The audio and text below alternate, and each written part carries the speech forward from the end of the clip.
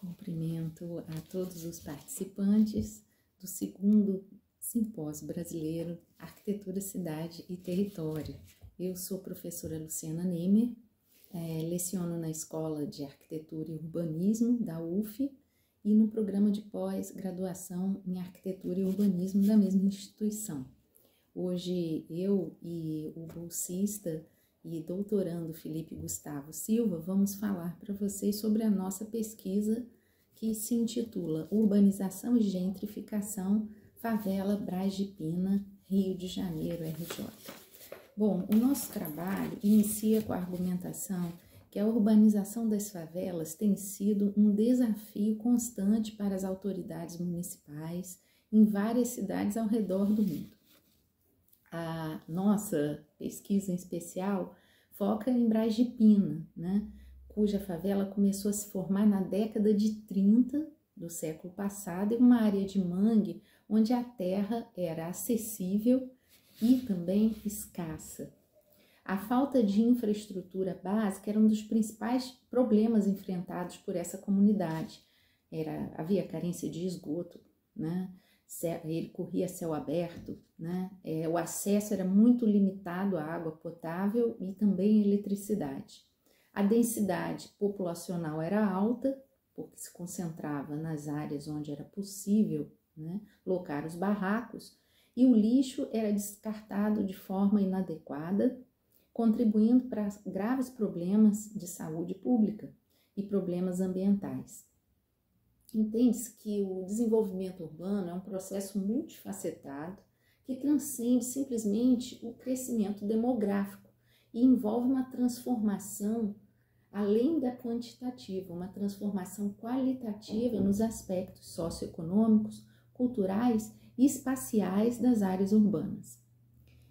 Nas cidades, essa dicotomia que a gente assiste entre núcleo e periferia mostra essa complexidade das realidades dos núcleos metropolitanos, que geralmente são bem servidos e de alto valor econômico, coexistindo com periferias marginalizadas e carentes de infraestrutura básica, como a nossa Braz de Pina. Esse processo de transformação que envolve, além da urbanização, a construção de habitação, aqui é delineado e vai exemplificar um fenômeno chamado gentrificação. Dessa forma, o artigo compreende as origens históricas da favela Braz de Pina, suas condições de vida, seus problemas sociais enfrentados ao longo dos tempos. O nosso objetivo é analisar, então, o processo de gentrificação em Braz de Pina, discutindo desde o projeto de urbanização inicial, que a gente vai falar daqui a pouco, até seus desdobramentos na atualidade. E a metodologia adotada, a pesquisa se baseou numa abordagem qualitativa, utilizando como principais fontes de dados a revisão bibliográfica documental. Além disso, foram feitas visitas a campo, com procedimento metodológico, coletando informações e dados empíricos através de registros fotográficos, que serão vistos ao longo dessa apresentação, conversa com moradores locais e observações do contexto circundante. Bom, o processo de urbanização da favela de Braz de Pina. A favela está localizada na cidade do Rio, é um exemplo paradigmático do processo de ocupação e urbanização de áreas informais em contextos urbanos, sendo estudada por muitos pesquisadores, inclusive por esta que vos fala, que a trabalhou como estudo de caso num doutorado realizado junto à COP em 2002, defendido. O crescimento dessa comunidade foi marcado pela rápida construção de barracos, principalmente de madeira, que eram comuns naquele período, em uma área densamente povoada e sujeita às condições precárias de infraestrutura. O esforço coletivo realizado pelos moradores foi notável, permitindo assim a consolidação da área, mesmo nas condições adversas daquele período. Bom, vamos falar um pouco sobre a dinâmica da urbanização de Braz de Pina. Na véspera do Natal de 1964, essa favela resistiu a uma tentativa de remoção parcial, tendo apoio da Igreja Católica, liderada pelo padre José Artola. Além disso, para resistir a essa remoção, as lideranças locais, com mediação da FAFEG, que era a Federação das Associações de Favelas do Estado da Guanabara, buscaram assessoria da Quadra Arquitetos, que era, no caso, formada por Carlos Nelson Ferreira dos Santos e outros arquitetos. Essa proposta de urbanização da área foi recebida com surpresa na época, o governador Negrão de Lima.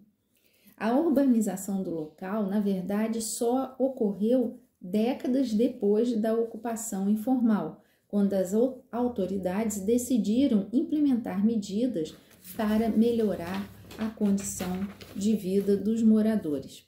Gilda Blanc, autora da dissertação de mestrado sobre a favela de Braz de Pina, e que na época era estagiária da Quadra Arquitetos, descreve que o projeto foi formado sobre a premissa básica que deve ser considerado e respeitado o investimento de capital, trabalho e tempo dos habitantes. Tudo o que existia em boas condições ou condições razoáveis, desde que isso seja representativo de uma forma de desenvolvimento lógico da comunidade. Bom, Blanc relata que o período que a urbanização ocorreu de fato foi entre o último trimestre de 1968 e novembro de 69, e que marcou uma fase assim intensa na urbanização de Braz de Pina, transformando a favela num verdadeiro canteiro de obras. Estavam acontecendo obras de infraestrutura, de aterramento, pavimentação das ruas principais, ensaibramento das ruas de pedestre, além da montagem e desmontagem de barracos, construção de casas. Enfim, os primeiros financiamentos se deram pelo Banco Nacional da Habitação, BNH, através do programa Recon Social, onde foram disponibilizados por volta do meado de 1969 os incentivos, dos quais 593 das 900 famílias utilizaram. Na política de concepção das novas construções, se considerava a autoconstrução e a despreocupação formal. No entanto, os moradores buscavam repetir condições de status que eles assistiam em outras camadas sociais. Dessa forma, as casas de Braz de Pina vão apresentar varandas, mesmo que com dimensões mínimas. Vão reproduzir soluções que eram vistas nos jornais, através dos apartamentos, os anúncios de vendas de apartamento, utilizando o corredor. Após a análise das plantas, os moradores podiam financiar através do Recon Social. Então, embora a quadra fornecesse alguns modelos, 6, 8 modelos, esses modelos eram adaptados em função da necessidade dos moradores de Braz de Pina. Então, em 77, tinham 604 lotes ocupados por casas de alvenaria, financiadas pelo Recon, 70 com casas de alvenaria sem financiamento, e 213 lotes com casas de madeiras, entre outras configurações. O processo de construção geralmente envolvia a contratação de um ou mais trabalhadores e se dava durante os finais de semana, com mutirões que envolviam obras até maiores. Uma modificação muito comum na planta dessas casas foi a retirada do banheiro, que ficava sempre anteriormente ligada à área de serviço ou cozinha, para mais o interior da residência, como dentro da área íntima, junto dos quartos, considerado que agora o banheiro tinha melhores condições de higiene. Com relação aos lotes, a gente vê que essa transição entre favela para bairro evidenciou uma disparidade física e social, e os moradores acabaram escolhendo entre os projetos mostrados pela quadra arquiteta aquele que destinava para cada família um lote, mesmo que o lote tivesse a dimensão mínima de 120 metros quadrados. Bom, a favela Brasipina, ela está localizada nas proximidades da Avenida Brasil, no sentido Santa Cruz, centro do Rio de Janeiro, entre os bairros da Penha e Parada de Lucas. Atualmente, a localidade ela apresenta uma área de quase 151 mil metros quadrados. O ponto de exploração da região neste artigo, ele parte da região central da favela, mais precisamente na Associação de Moradores, né, localizada próximo à Rua Alquindar e à Rua 51. Comparando as imagens, né, de 2002 com as mais atualizadas, podemos verificar como a comunidade vem utilizando os espaços para atender às necessidades, né, adaptando o ambiente urbano de acordo com as suas próprias possibilidades. Bom, nessa primeira imagem de 2002, ali na direita, se encontra a Associação de Moradores, né, com essa lixeira ali na frente. Então essa área ela abriga vários estabelecimentos comerciais. A distância entre as fachadas dos lotes elas variam entre 10 e 11 metros, enquanto as calçadas possuem uma largura média de 2 metros. Podemos observar também que as calçadas são ocupadas. Né? Além disso, podemos verificar uma certa irregularidade do avanço das residências, né, sobre o passeio. Existe um limite de altura, né, de construção, que seria de 2 pavimentos para as edificações nessa região, porém é comum encontrar residências com até 3 ou 4 pavimentos, né, no final da Rua 51.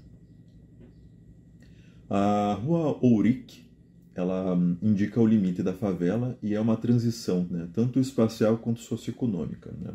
As residências que estão, né, aí inseridas, né, do lado direito estão na favela, já do lado esquerdo não estão inseridas nessa comunidade. Então é possível perceber, né, que o asfalto já é mais bem preservado, as calçadas são mais amplas, os cabos elétricos são mais organizados e os lotes têm testadas maiores em comparação com os da favela. Mas considerando as práticas imobiliárias que foram implementadas, né, também dentro da comunidade, é possível que muitas dessas residências que foram projetadas ali, né, nesse contexto tiveram a intenção de serem alugadas, né, refletindo uma prática, né, da época em que foi feita essa urbanização. Especialmente, né, nos subúrbios, né, chamadas casas de renda e casas para ganho. A condição atual, né, revela pouca mudança urbana nesse sentido. Né.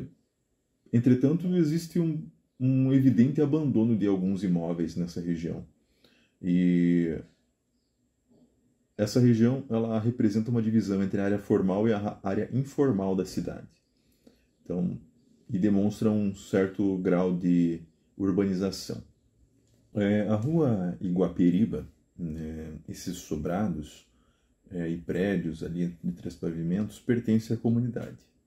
Então, a linguagem arquitetônica característica, né, tanto dessa comunidade como da maioria das habitações nos subúrbios cariocas, é caracterizado por casas e pequenos apartamentos que foram construídos progressivamente e refletem muito o que o mercado imobiliário, né, e o mercado da construção ofereceu nas últimas 3 décadas para atendimento dessas classes menos privilegiadas. Então, a maioria das construções é encostada nas laterais e frequentemente a testada do lote chega até os limites, né, da circulação, né, do passeio. Ali na Rua 7 é perceptível que as ruas internas são bem estreitas, né, e a configuração é moldada pela disposição das residências, né, e ao decorrer da via. E algumas dessas ruas elas são ruas sem saída. Um aspecto negativo dessa disposição viária é uma sensação de confinamento, né, nessas ruas. E prevalece assim uma desproporção da rua em relação à altura das construções. Bom, a moradora que está presente nessa imagem, ela compartilhou, né, que tem o conhecimento que o lote encontra-se a sua casa é um terreno regularizado. Porém, a família optou por não buscar o título de posse dessa propriedade para evitar o ônus dos impostos, que é algo que acontece em muitas outras residências dessa região. De fato, né, o governo do estado, né, concedeu os títulos de posse aos moradores, né, no programa realizado em 1985, cada família um lote, e cabe ressaltar que desde a entrada da família no lote, a Codesco, né, ela procurou, né, fornecer uma promessa de venda daquele lote, né, e quando a compra passaria de promessa a uma escritura definitiva. Bom, com relação aos registros, né, coletivos, né, a transmissão de conhecimentos, tanto da memória local quanto da transmissão de boca a boca na localidade, já é possível verificar o que o Carlos Nelson dos Santos escreveu na sua obra lá em 1981, né, que não há mais memória coletiva em Brás de Pina. E a associação, por exemplo, não possui registros sequer iconográficos do que ocorreu e como se deu o desenvolvimento daquela localidade. A SEAB, que seria responsável por arquivar os arquivos da Codesco, né, por algum tempo, descartou grande parte da documentação. O Carlos Nelson diz no livro dele, né, que as crianças pequenas não conhecem a história do próprio local onde moram, pois os pais não se dão ao trabalho de dizer o que se passou por lá. E que a localidade ela é muito discutida no campo acadêmico, mas os habitantes que vivem o local desconhecem aquilo que é tão estudado, né, nas academias, né, nas universidades. Porque a favela de Brás de Pina é tida como um exemplo dentro do contexto acadêmico, estudado por diversas universidades, por diversos departamentos de urbanismo, mas as próprias pessoas desconhecem a sua própria história. Incluindo o nosso artigo, né, então, a trajetória da favela Brás de Pina, desde das ocupações iniciais, né, no terreno de mangue até essa transformação urbana, faz refletir, né, os desafios enfrentados, né, dentro dessas comunidades informais, dentro dos contextos urbanos, né? E ao longo das décadas, né, mostra que os moradores, né, possuem uma resiliência e uma autodeterminação para modificar as suas realidades com base no que é disponível, né, a partir do que é lhes dado, né, nessa sociedade de classes em que vivemos. Em relação à gentrificação, embora tenha ocorrido inicialmente, né, quando foi realizado esse processo de urbanização em que muitas pessoas de outras localidades acabaram sendo remanejadas ali para esse local, principalmente no contexto de aluguéis e casas de renda, em que os moradores que estavam naquele local inicialmente começaram a construir para abrigar e contribuir com as suas rendas pessoais. Existiu esse processo de gentrificação inicial, mas durante essas visitas recentes e as avaliações atuais mostra que não houve uma modificação substancial nesse sentido. Então, houve essa gentrificação inicial, mas houve uma estabilização ao longo do tempo. Apesar dos esforços, né, que foram realizados na urbanização da favela de Brás de Pina, muitos desafios permanecem, né, principalmente quando se diz respeito a acesso a serviços básicos e à exclusão social, né. Bom, então essa foi a apresentação da nossa pesquisa e agradecemos aos participantes desse simpósio, a equipe de organização. Muito obrigado pela atenção de todos e todas.